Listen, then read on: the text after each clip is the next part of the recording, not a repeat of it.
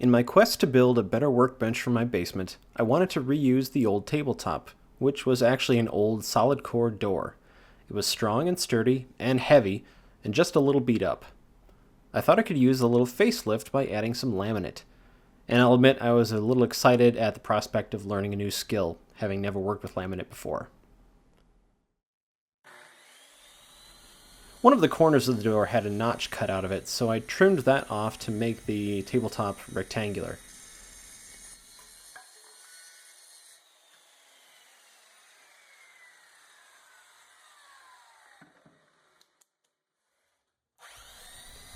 Overall, the door was in good shape structurally, but it had a lot of old paint and drops of glue and lots of other stuff built up on there that I wanted to get off.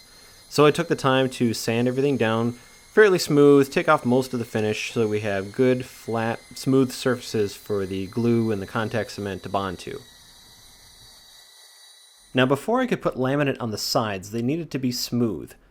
I filled in these 3 recessed hinge cutouts using some thin scrap pine. To match the radius of the shape, I found a socket that fit the curve so I could trace that shape onto my filler piece. With the contours cut, each filler was then glued into place, using a clamp and a wedge to hold it tight until the glue dried. The excess was just cut off with a pull saw, and then planed down smooth to make it flush with the edge of the door.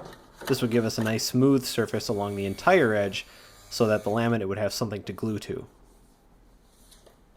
Luckily, I was able to pick up some laminate, this 5-foot by 8-foot sheet off of Craigslist for just $5. Couldn't pass up that deal. Next, I cut long strips of laminate for the sides. You can cut this with a circular saw, but I was able to borrow a laminate cutting tool that worked well for the job. I made each strip about 2 inches wider than the door to give me lots of room for error. Using some scrap wood, I raised the door about 3/4 of an inch up off of my sawhorses to give myself a little bit of extra room on the bottom for that laminate to overhang after I glued it on. I used contact cement and brushed it on opposite sides of the door and the laminate pieces, and allowed it to dry for about 15 to 20 minutes until it felt dry.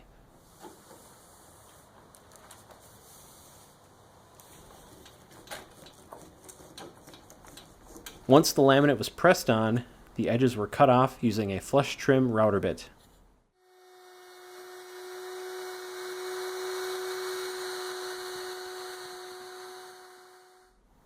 Once the first 2 sides are trimmed, we just repeat the same process for the other 2 sides.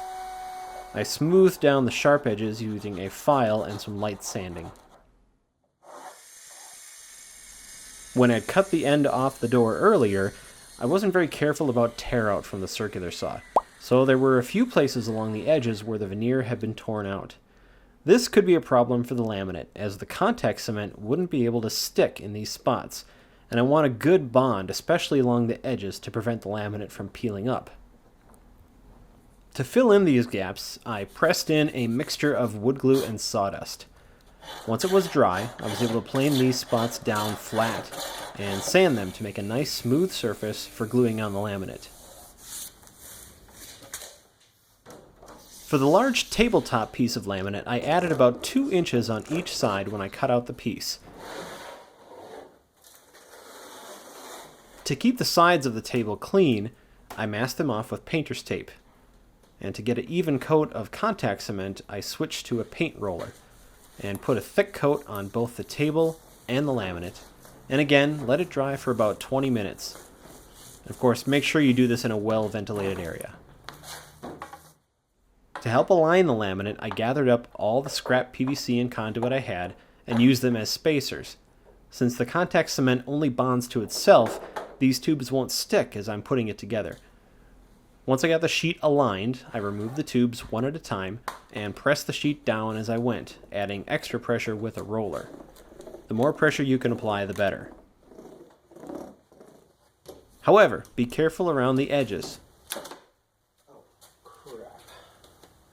I knew this could be a risk, and I ended up doing it anyway. I drifted too far off the edge of the table while I was using the roller and cracked the laminate. I think it's still good. Whew. Better be. Lucky for me, the crack propagated away from the table, so no real harm was done. Like before, once the sheet is glued down, the excess can be trimmed off with a router, and edges cleaned up with a file and some light sanding. Because this tabletop was so heavy, I used a couple furniture lifting straps to get it back into the house, and wrapped up the front edge with cardboard to keep it safe during transport. Once it was up on the table frame, I centered it and secured it down with a screw in each corner. This should secure the tabletop down to the frame, and I purposely drilled those holes oversized to allow a little bit of room for wood movement. Well, I gotta say, for my first experience working with laminate, this came together really well. I was able to take this old door and turn it into a great new work surface that's going to get a lot of use. So thanks for taking the time to watch this video, and stay tuned to my channel for more projects coming up. Now that I've got my work table back, I've got some important work to get to.